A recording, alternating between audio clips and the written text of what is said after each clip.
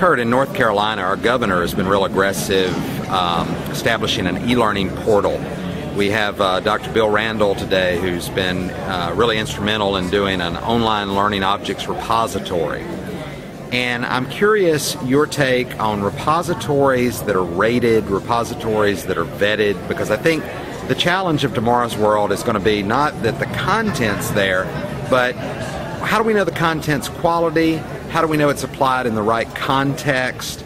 In your book, you talk a lot about how we provide access to things and also different folks who rate that content or make it value add. Can you tell our book study listeners, if you would, about what concerns they shouldn't have about rated content and maybe what concerns they should? Yeah, and you should really become aware of what's out there. I mean, when people look at Wikispecies and see it's a crowdsourced website like Wikipedia, they frown at it sometimes.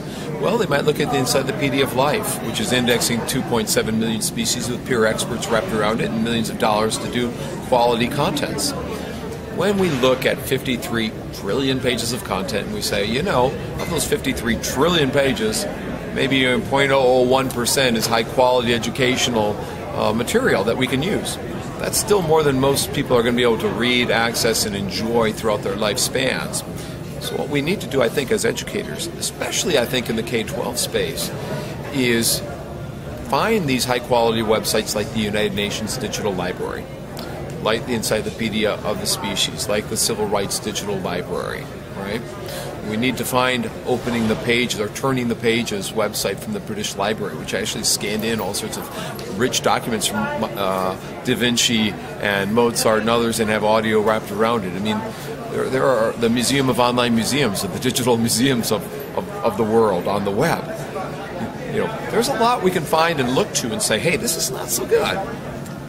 But do we need that many that we find that we can get excited about, use, embed, that are of a high standard?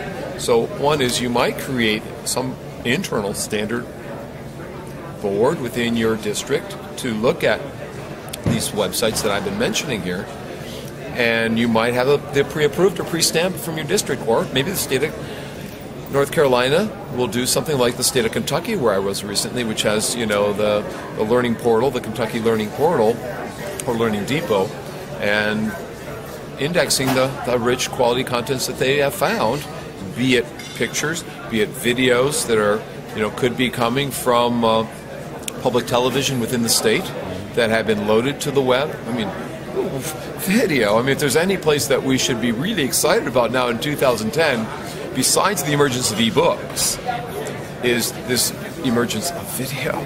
Because shared online video resources pretty much cover the wide gamut.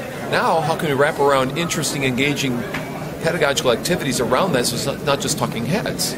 So we get kids pausing, reflecting conceptually on what they're learning from that video. Having kids find the video and show what they found that relate back to class, right? Having kids produce videos, in fact, that might link various resources together.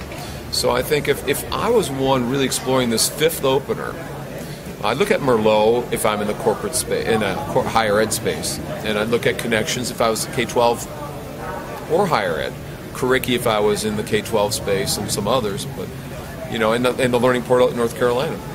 But I think about how do we rate that? You know, what kind of indexes are we going to be putting on here, and how do we compile and make sense of what's available in history and math and science? Take the MIT highlights for high school. I mean, MIT stuff's on the web. They've repurposed it for K-12 advanced placement. So don't think that all the stuff that's up there for higher ed is only higher ed. And by the way, most K-12 teachers are open when I go around. They'll take some stuff and repurpose it and rethink it. That's what's nice about working with K-12 teachers and staff and administrators. So this is an exciting one, especially with the rich shared online video and linked television, in Fora TV, in YouTube, YouTube EDU, TeacherTube, SchoolTube, you name it. There are Current TV, Al Gore's network. There's Explore TV, Explode TV. So much out there.